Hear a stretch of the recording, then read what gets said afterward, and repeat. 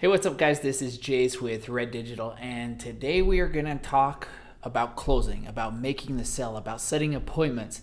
This video, it's probably going to be one of my best videos. All my videos are great, but this one in particular because we're going to talk about something that I love doing, which is selling.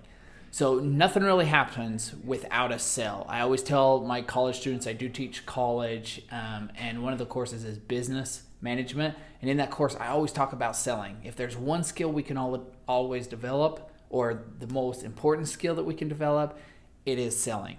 Okay, so I'm going to go over 4 steps. We notice with a lot of our clients, we will listen to their phone calls, and it's kind of hurts how bad some of these people are when they're picking up the phone. So these 4 simple steps are going to help you guys close the deal at the end of the day. So step number 1 is build relationships of trust or build rapport. Okay, you want to get them to like you. The number one thing you want to do when somebody calls is for them to say, hey, I like these people. And you do that by just being nice. When you answer the phone, hey, hello, how can I help you? So step number 1 is just build that trust so that then you can move on to step number 2, which is discover a need. And this is a place where I see a lot of people skip over, or they just don't do it. They're in a hurry. They pick up the phone. They have other people waiting on the line, and they never take the time to discover the need. So you have to ask questions to the other person on the phone. Example, in chiropractic work or regenerative medicine, you want to ask them where they're feeling their knee pain. How long have they had the knee pain or neck pain or shoulder pain? Okay, what is it doing to their life? And then as they're talking, they're giving you the very things you need to say to get to step 3.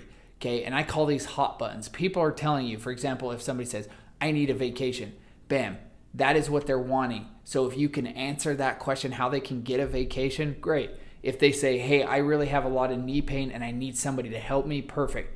That is a hot button, and that's the question you need to answer. You need to show them how you have a solution to that.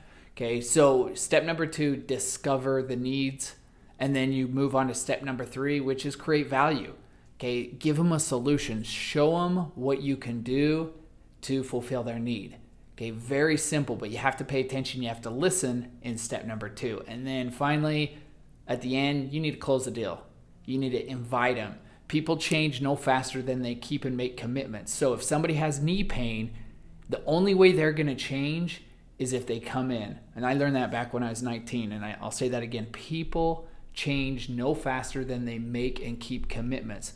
If somebody never comes into your office to have a consultation, their knee pain is never going to get better. So it's kind of your obligation, or your office or your staff, when they're on the phone, it's their obligation to get them to come into the office to buy your product or service, because there's no way that knee pain or that shoulder pain or back pain or whatever it is going to get fixed unless they start that process.